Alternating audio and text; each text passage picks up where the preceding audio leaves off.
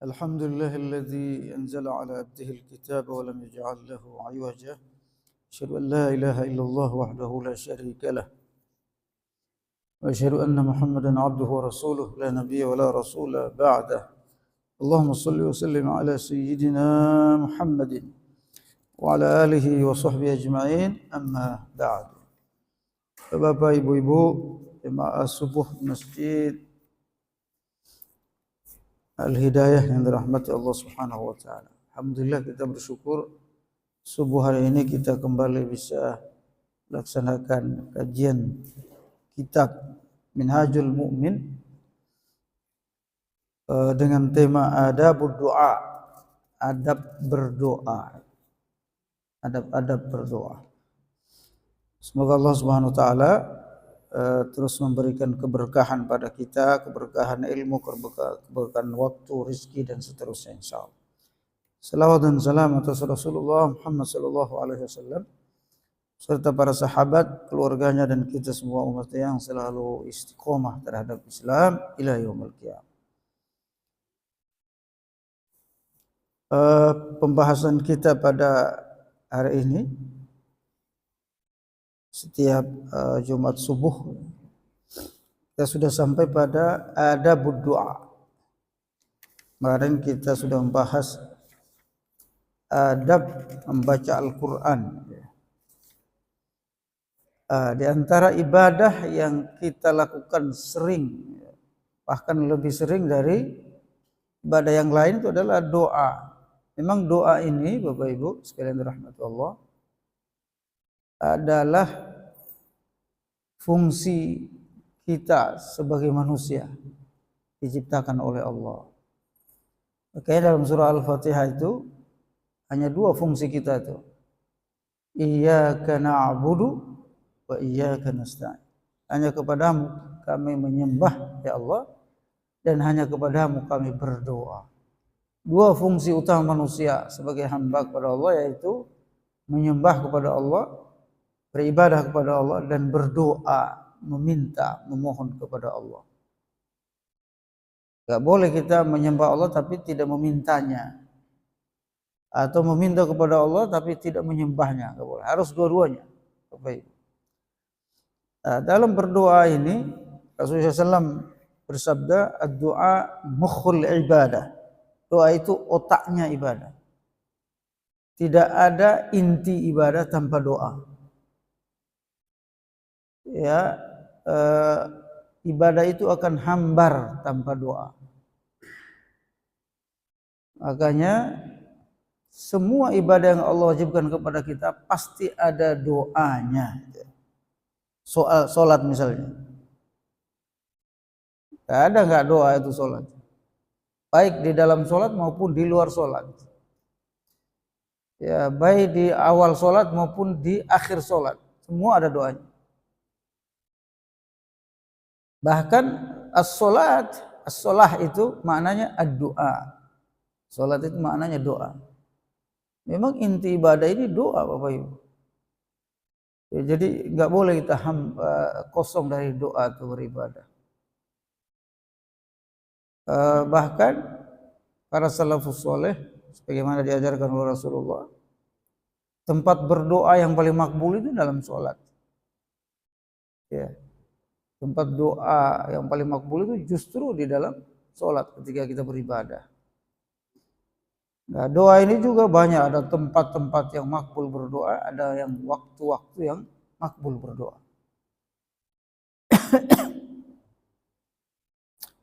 Nah, di antara adab doa, ada adab doa sebelum berdoa. Nah, yang sebelum berdoa ini pertama adalah aklul halal. Agar supaya doa kita itu diterima, makannya harus halal. Bertahun-tahun berdoa tapi nggak makbul, kenapa ya? Makanannya mungkin. Nah, makanya makanan ini penting Bapak Ibu sekalian.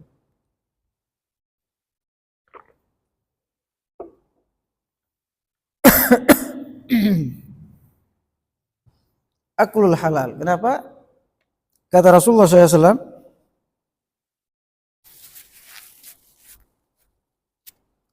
orang yang makan haram satu suap 40 hari sholatnya nggak diterima. Sholatnya bagaimana doanya? Jadi memang syarat utama berdoa harus makan yang halal. Mendingan kita lapar daripada makan yang haram. Walaupun lapar ya sehari 2 hari pasti dapat makan yang halal. Terlalu banyak makanan halal yang Allah siapkan bagi kita. Nggak ada istilah kita udah kurang yang halal, yang haram doang, enggak Pak. Allah itu sudah mengatur dalam Al-Quran bahwa yang halal itu jauh lebih banyak daripada yang haram. Yang diharamkan sama Allah itu enggak cukup sampai 10. Selain 10 itu semua halal. Masya Allah. Dalam Al-Quran Pak. Kecuali dalam hadis ditambah sama Rasulullah SAW, yaitu hal-hal yang jorok. Bahkan itu ada dalam Al-Quran ya. Al-khaba'ith. Ada makanan-makanan yang hewan-hewan tertentu yang enggak boleh dibawa. Selain itu halal. Hurrimat alaikumul maitatu waddam walahmul khinzir wa ma uhilla li ghairillahi bi wal munkhaniqatu wal mawqudhatu wal mutaraddiyatu wan natihatu wa ma akala sabu illa ma zakkaitu wa ma zubiha 'ala nusubi wa an tastaqsimu bil azlam. Hampir 10, 11 saja yang haram. Selain itu halal. Jadi Allah itu menyebutkan yang haramnya saja karena lebih sedikit. Tidak menyebutkan yang halal karena saking banyaknya. Saya melihat yang haram itu paling 5-10%. Selain itu halal. Jadi nggak ada alasan kita mengatakan oh ini terlalu sedikit yang halal sehingga kami harus makan yang haram.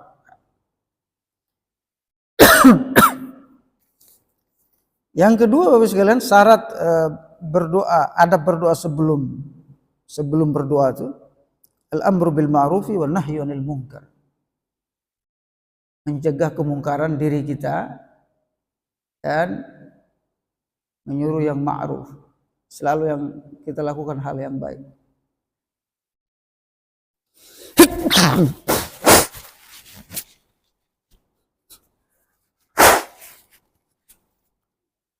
Selalu melakukan yang baik dan mencegah yang mungkar. Jadi selain yang halal haram tadi, kemungkaran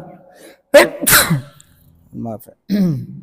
Kemungkaran yang kita lakukan itu juga mencegah doa kita tidak makbul.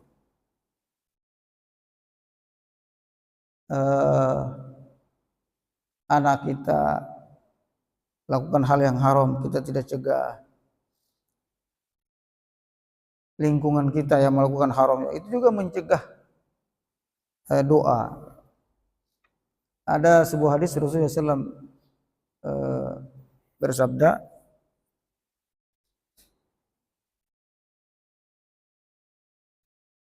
la ta'murunna bil ma'ruf wa la tanhauna 'anil munkar aw la yushiqanna Allahu an yanzila 'alaikum iqaban fatad'unahu summa la yustajabu lakum. Oh kama qala Rasulullah SAW. Kalian harus mencegah kemungkaran dan melakukan amar ma'ruf. Atau Allah akan turunkan iqab, hukuman kepada kalian, di mana kalian berdoa tidak akan diterima oleh Allah. Jadi ada kaitannya amar ma'ruf nahi munkar dengan dikabulkannya doa, Bapak Ibu. Nah ini di antara doa kita tuh tidak makbul karena tidak melakukan amar ma'ruf nahi munkar. Yang ketiga, ada mustila'il ghaflati wasyahwati wa hawan nafs. Tidak membiarkan merebaknya kelalaian dan mengikuti hawa nafsu. Ya, melihat hal-hal yang haram, mendengar hal-hal yang haram, musik yang haram. Nah, ini juga tidak membuat doa kita tidak makbul. Orang dulu itu kerjanya dikit tapi hasilnya banyak. Kita ini kerja siang malam, pulang sampai malam, hasilnya dikit. Karena itu juga rezekinya itu, doanya itu nggak mampu. Jadi rezeki kita itu betul-betul banting tulang. Kalau dulu itu hanya syarat doang tuh kerja, Allah langsung turunkan.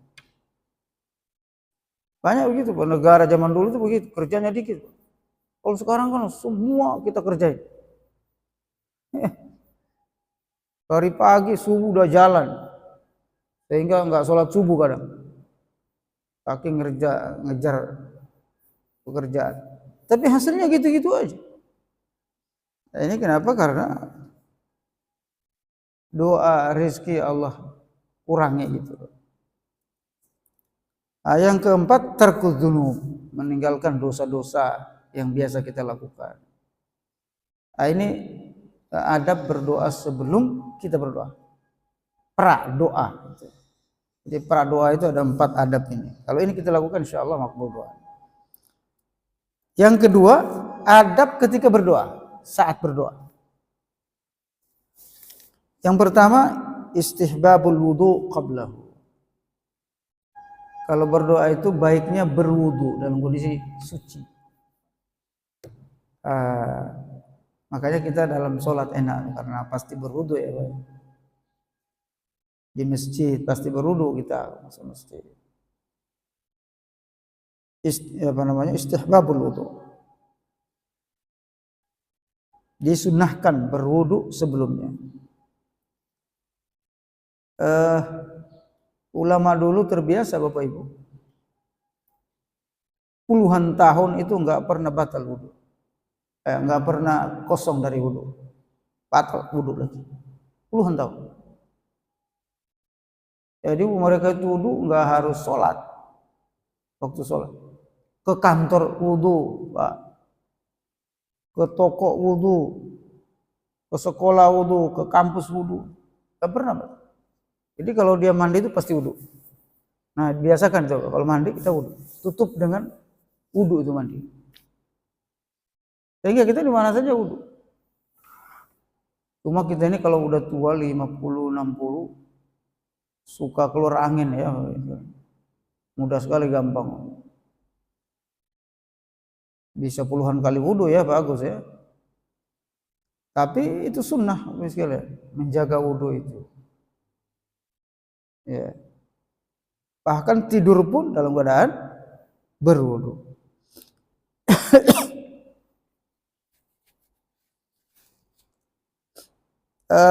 Yang kedua, istiqbalul qiblah. Berdoa itu harus menghadap kiblat. Makanya kita ada berdoanya juga, kok enggak makbul doa saya lama. Ada beberapa adab yang kita tinggalkan, menghadap kiblat.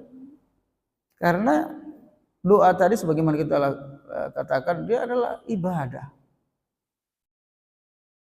Sama dengan beribadah kepada Allah Subhanahu wa taala. Harus menghadap kiblat. Yang ketujuh itu adab ketika kita berdoa, mengangkat tangan. Ini disepakati ulama, Pak. Jadi kalau ada yang enggak angkat tangan doa, itu pendapat sangat kecil. Pendapat yang sangat minoritas itu. Berdoa tidak angkat tangan. Salaf dan khalaf mayoritas mengatakan berdoa itu harus angkat tangan. Allahumma. Menunjukkan kita serius berdoa. Jangan doa. Ya. Kecuali pada tempat-tempat tertentu. Misalnya ketika khutbah berdoa, Nabi tidak angkat tangan. Ya. Tapi selain itu kita harus angkat tangan. Ya, Nabi itu dalam riwayat angkat tangan sampai kalau serius berdoanya itu angkatnya tangan tinggi, ya Allah, sampai turun surbannya itu, jatuh surbannya. Raf'ul yadain, mengangkat tangan, keseriusan kita meminta pada Allah,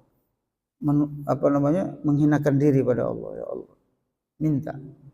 Jangan kita minta sama orang pakai angkat tangan. Sama Allah, giliran sama Allah enggak. Yang kedelapan, ay yakhfadha da'i sautahu bainal makhafatan wal jahr. Bainal makhafatati wal jahr. Hendaknya dia merendahkan suaranya, melirihkan suaranya. Ya Allah, tak boleh teriak-teriak. Ya Allah, ya. Suatu ketika ada orang berdoa begitu, ditegur sama Nabi. Kamu berdoa bukan kepada zat yang tuli, tapi kepada zat yang maha mendengar. Makanya kata Allah kalau berdoa, do'uhu tadarruan wa khufyatan wa dunal jahri. Berdoalah kepadanya, kepada Allah dengan penuh ketawaduan, kerendahan diri, dan jangan mengeraskan suara. Wa dunal jahri. Allah suruh kita berdoa jangan kerasin suara. Ya Allah, kalau bisa tuh berbisik sama Allah. Bagus. Ya. Kita kalau sama orang yang paling dekat, sama istri kita, Pak, kalau ngomong kira-kira teriak gak, Pak? Bisa. Cukup, bahkan isyarat sudah paham ya. Wallahil masalul a'la. Kalau kita berdoa juga kepada Allah, ya Allah, berikan saya ini ya Allah, ya. Bisa dilafazkan juga bisa tidak dilafazkan ya Allah. Dalam sholat, apalagi dalam sujud-sujud kita berdoa tuh tunjukkan keakraban kita dengan Allah Subhanahu wa taala. Adab yang ke-9, husnuzanni billah jalla dzikruh. Husnuzon kepada Allah ketika berdoa.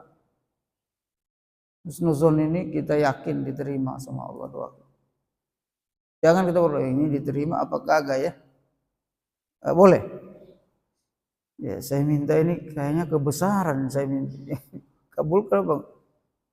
Ya Allah, saya minta naik haji. Yang kelebihan mungkin doa. Enggak. Husnuzon sama Allah. Cuma doa itu kadang diterima cepat, kadang ditunda oleh Allah. Masya Allah, pengalaman hidup kita itu Bapak sekalian, kadang loh, kok saya bisa haji ya? Padahal saya mestinya belum waktunya. Doanya yang makbul, cuma waktunya sudah waktunya gitu. Saya kok bisa begini? Padahal tadi banyak kita sering heran gitu. Padahal saya begini kok bisa ya? Doanya itu makbul ketika dikabul. Cuma kita nggak tahu waktu Allah mengabulkan doa kita kapan. Sehingga kita heran-heran aja gitu. Kok bisa dapat istri yang soleha? Doa aja makbul. Kok anak saya bisa masuk ke sekolah itu? Doanya makbul. Kita nggak tahu tuh rahasia doa. Dan Masya Allah Bapak Ibu sekalian, saya mentadaburi doa ini. Saya amati gitu doa ini. Gimana cara kerja doa itu dalam hidup kita. Coba diamati, Pak. Ternyata luar biasa dahsyat. Nah, yang pertama saya amati itu, Allah itu harus diminta, Pak. Jadi kadang kita tuh nggak usah minta, kan Allah tahu isi hati kita. Allah kan Maha tahu. Enggak, Pak. Ternyata doa itu harus dipanjatkan. Ya, makanya kata Allah, ud'uni astajib lakum. Berdoalah kamu. Disuruh kita berdoa. Kalau kita bilang Allah Maha tahu, nggak perlu doa. Ngapain Allah suruh begitu? Jadi harus dipanjatkan. Makanya para nabi itu salah satu kerjanya yang paling sering itu doa. Padahal nabi, Pak, Allah sudah tahu mau diapain ini nabi gitu, mau ditolong dan seterusnya. Allah sudah tahu. Tapi kenapa mereka tetap mengkhususkan waktu untuk berdoa? Nah, ini penting, Pak. Ya, jadi jangan sampai kita mengatakan Allah sudah, enggak, kita harus berdoa.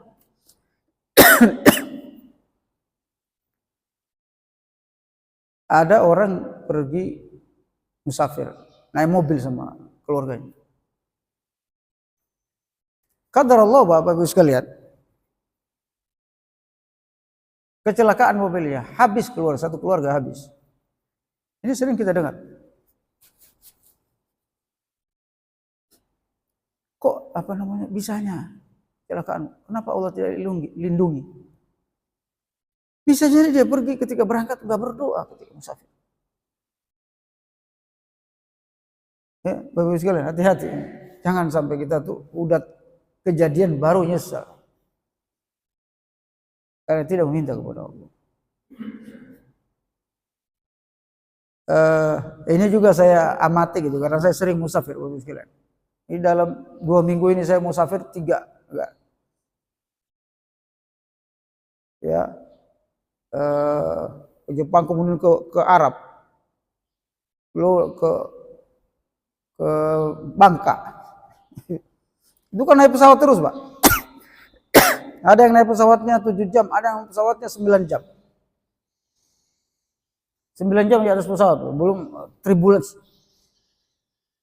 Ya, apalagi kalau dekat Indonesia, Asia itu awannya itu tebal, mendung terus ini kalau kita. Itu kalau udah mendung, turbulence itu kuat sekali. Wah, itu kalau nggak doa, Pak, ngeri.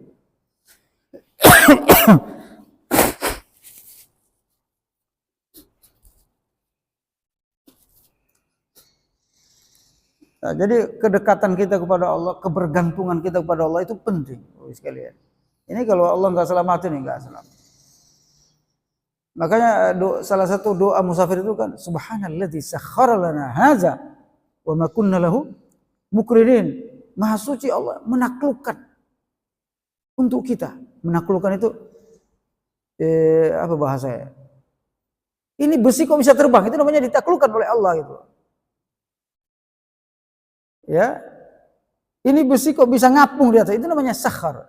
Allah taklukkan, Allah buat yang mustahil itu jadi bisa gitu. Siapa yang Allah? Bukan manusia yang bikin kapalnya atau pesawatnya, kan?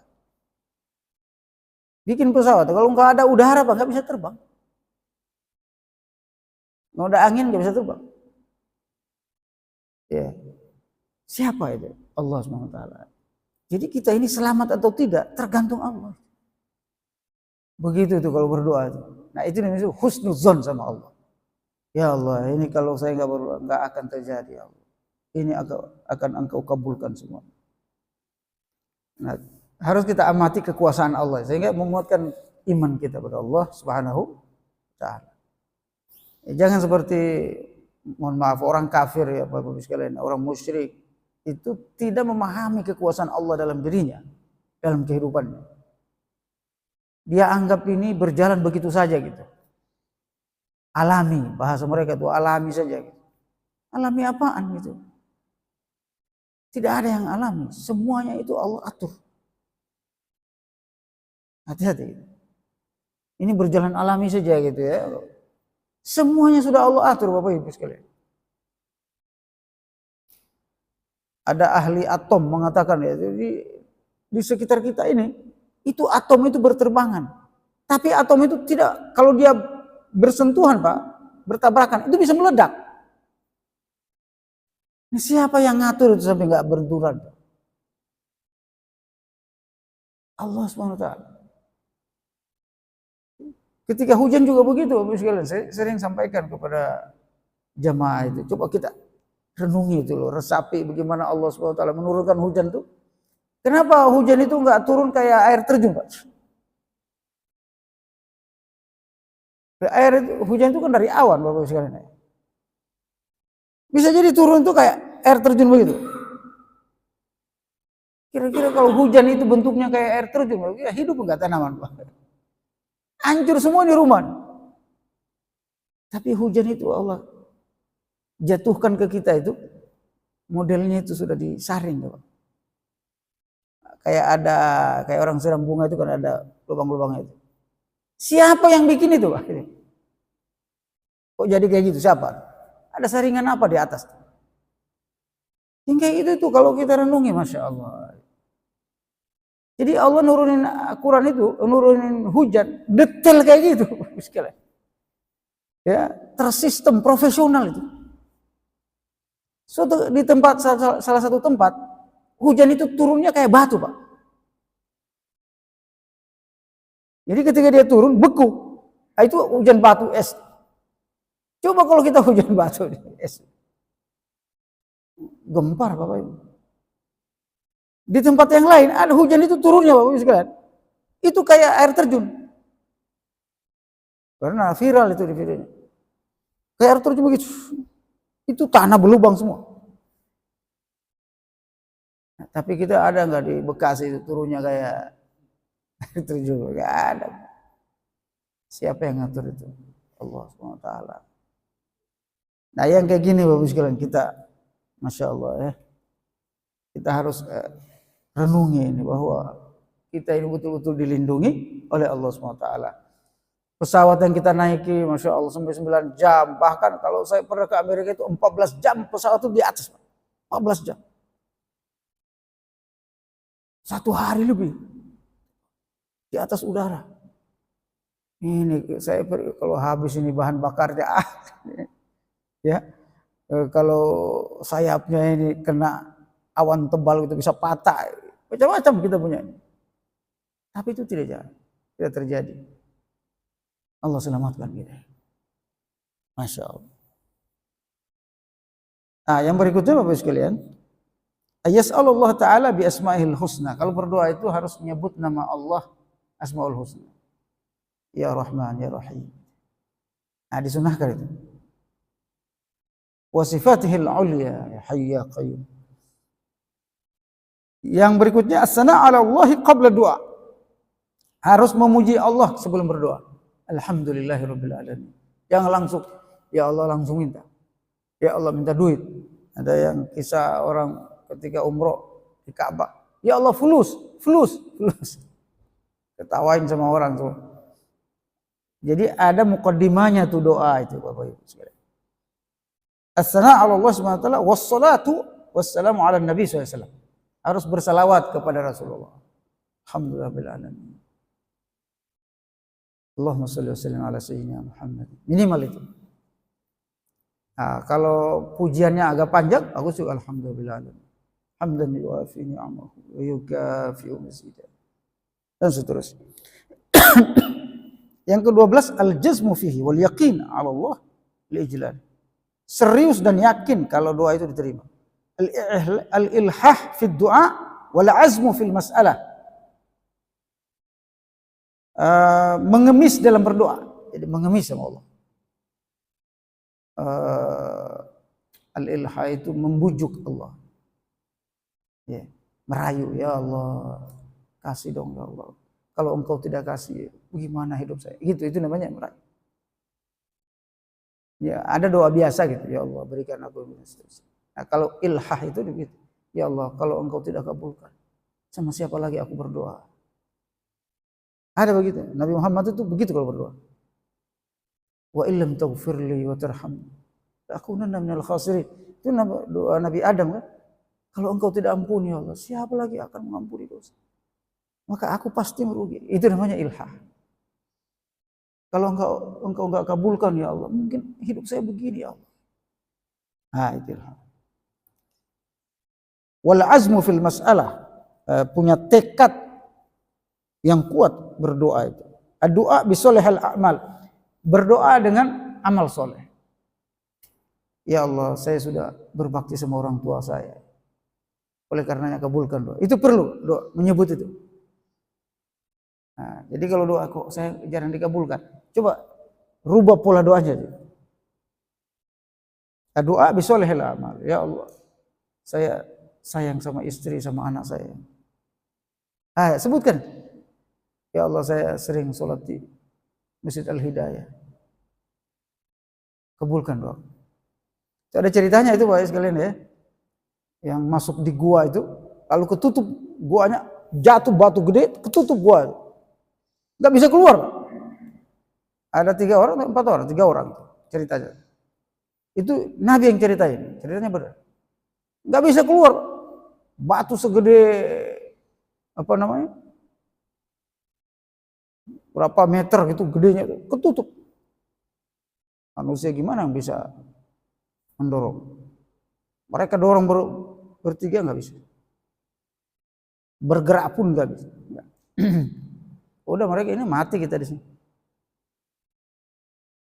Ada satu orang ingat, katanya kalau berdoa pakai amal soleh. Dia sebutin, ya Allah, aku ini orang yang paling baik dengan orang tua. Selamatkan kami dari gua ini. Langsung mereka dorong. Bergerak itu Pak, batu. Gerak dikit. Tapi belum bisa keluar. Yang satu lagi, ya Allah, saya mengembala kambing. Tapi saya tidak pernah mengkhianati majikan saya. Selalu jujur. Amal soleh. Langsung mereka dorong lagi. Geser Pak.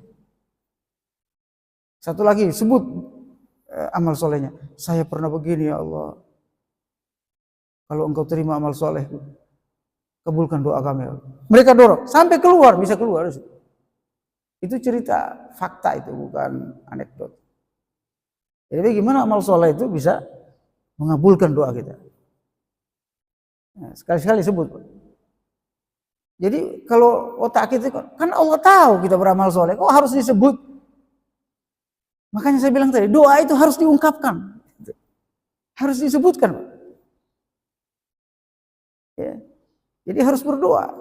Harus angkat tangan kita. Itu doa itu, Masya Allah. Jadi pekerjaan Bapak-Ibu sekalian. Doa itu sesuatu yang harus dilakukan. Yang berikutnya, Allah yas'al ghairallah. Jangan meminta selain Allah. Doa salasan, 3 kali berdoa. Jadi diulang-ulang doa. Rabbi zalamtu nafsi ya Allah. Rabbi zalamtu nafsi. Ad-du'a fi kulli ahwal. Fi kulli ahwal. Berdoa dalam semua kondisi. Ya. Lagi di kantor doa. Jangan hanya di rumah berdoa, enggak. Masjid berdoa, Pak. Di jalan berdoa, semua fi kulli ahwal. Ad-du'a inda syada'id. Berdoa ketika lagi dapat masalah, lagi dalam kesulitan. At-tadarru wal khusyu' wal raghbah wal rahbah. Ya tadi bersama khusyuk dan merendahkan diri. Izharul iftiqar ila Allah, memperlihatkan kemiskinan kita di hadapan Allah. Jadi jangan sombong berdoa. Ya Allah, saya sih masih banyak uang, enggak ada masalah, engkau kabulkan atau tidak ya enggak masalah. Enggak boleh berdoa. Itu bahaya itu. Ya Allah, saya enggak butuh-butuh amat sih ya Allah. Enggak boleh berdoa begitu.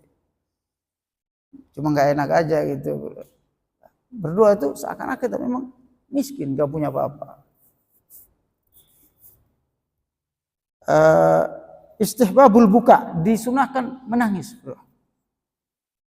Disunahkan menangis berdoa. Ya, kalau butuh banget, kalau bisa menangis. Ad-da'i yabda binafsi. Ketika berdoa mulai pada diri, ya Rabbil firli, ampuni, baru doakan orang lain. Itu.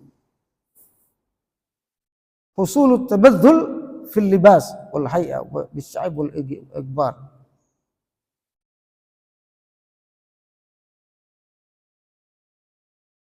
Ini pakaian harus bersih ya, Bapak sekalian.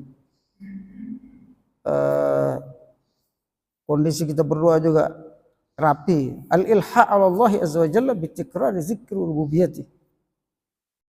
Meratap sama Allah itu, membujuk Allah itu kalau bisa diulang-ulang. Ya Allah, kalau engkau tidak kabulkan. Ya Allah, kalau engkau tidak kabulkan. Ulang-ulang 3 kali.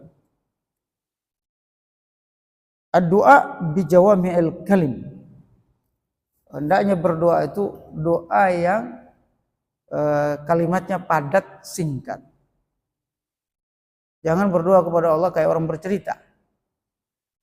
Ya Allah, kemarin saya ini begini. Sehingga saya harus butuh ini. Orang cerita. Ya, ternyata dibutuhkan segini. Gak boleh berdoa gitu kayak cerita. Kalau kita kan sama orang gitu kalau mintanya. Kalau istri kita minta sama kita kan begitu, cerita dulu. Kemarin ketemu tetangga, ya. Jadi ternyata dia butuh ini. Oleh karena saya minta ini, enggak usah begitu. Ya Allah, aku membutuhkan ini. Jadi agak singkat padat. Ini barangkali Bapak Ibu sekalian, ayaktanimus sa'ati wal ahwali wal amakin allati yustabahu. Terakhir ini memperhatikan waktu dan tempat yang mustajab doa.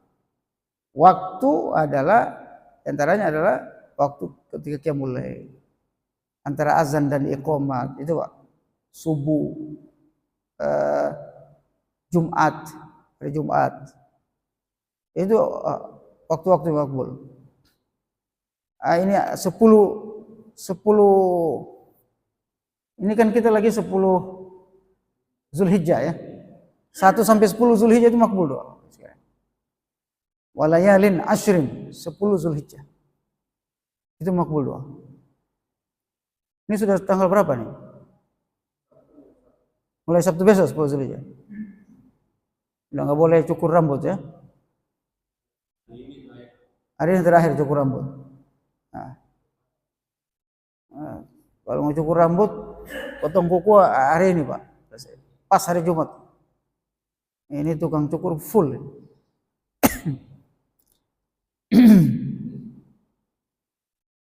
Jadi ada waktu-waktu yang kita makbul doa, termasuk ketika di Masy'aril Haram, ketika di Masjidil Haram, ketika di Ka'bah, ketika di Raudhah, ketika di Multazam, itu waktu, tempat-tempat yang makbul. Perhatikan waktu dan tempat itu. Kalau pas itu, terus syarat tadi kita semua lakukan, insya Allah makbul. Cepat itu Pak makbulnya. Insya Allah doa kita. Ini barangkali Bapak Ibu sekalian, semoga ada manfaatnya. Dan semoga adab-adab doa ini membuat doa kita makbul insya Allah. Karena kita benar dalam berdoa, tepat dalam berdoa, ya, sehingga kita tidak salah kaprah itu. Kalau doa saya tidak makbul, ya, karena tadi adab-adabnya nggak tercapai itu. Bapak Ibu sekalian, banyak doa kita nggak makbul karena adabnya tidak dilaksanakan. Demikian, kalau ada yang ditanyakan silakan. Silakan Pak Edi.